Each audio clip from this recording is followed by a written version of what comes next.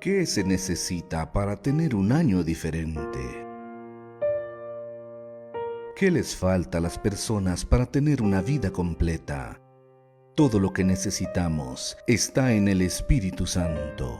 Sobre Él reposará el Espíritu del Señor, el Espíritu de sabiduría y de inteligencia, el Espíritu de consejo y de poder, el Espíritu de conocimiento y de temor del Señor.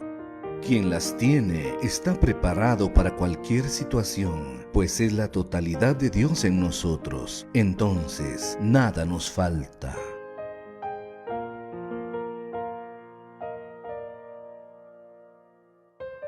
Las 7 manifestaciones del Espíritu de Dios, todos los miércoles y domingos, los primeros 7 meses del 2021, para los que quieren una vida completa.